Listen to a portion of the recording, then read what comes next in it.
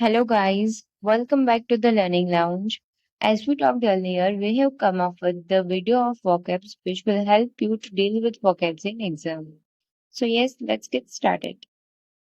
So, સૌપ્રથમ આપણે start કરવાના છે કે ડિફરન્ટ કાઇન્ડ્સ ઓફ ગવર્મેન્ટ જે એક્ઝામમાં બહુ પૂછાતા હોય વન વર્ડ સબસ્ટિટ્યુશનમાં રાઈટ સો લેટ્સ સ્ટાર્ટ સૌપ્રથમ છે એનાર્કી અથવા તો acracy anarchy means absence of government જે ગવર્મેન્ટ ના હોય ત્યારબાદ છે aristocracy aristocracy means government by nobles or lords autocracy. Auto means government by one person.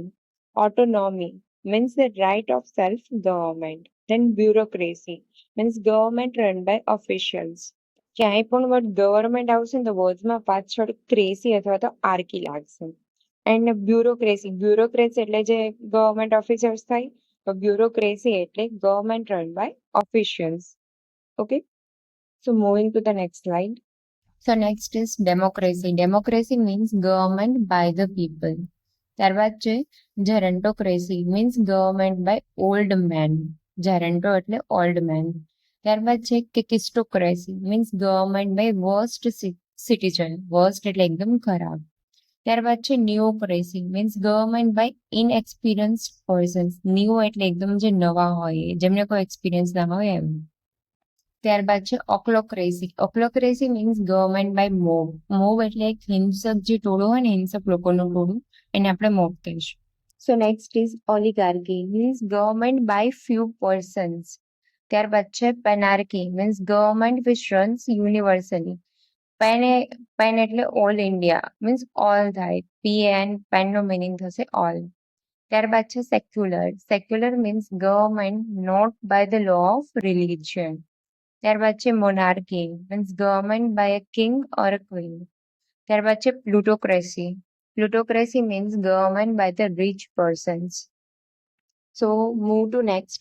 થિયાર્કી means government by gods and theocracy means government by the law of religion. ત્યારબાદ છે diarchy means government by two people.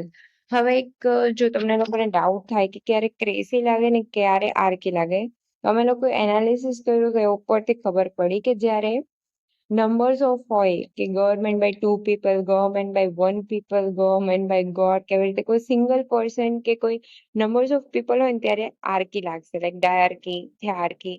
અને જ્યારે group of people હોય કે કોઈ class દ્વારા હોય ત્યારે થિયોક્રેસી મીન્સ પાછળ ક્રેસી લાગશે. લાઈક બ્યુરોક્રેસી મીન્સ આખા બ્યુરોક્રેટનો જે આખો ક્લાસ હોય એના દ્વારા. થિયોક્રેસી મીન્સ લો ઓફ રિલિજન કોઈ ગ્રુપ છે આખું ક્લાસ બતાવે ને ત્યારે ક્રેસી લાગશે અને નંબર હોય ત્યારે આર્કી લાગશે.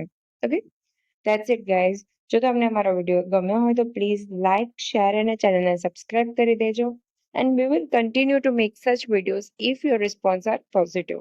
Thank you.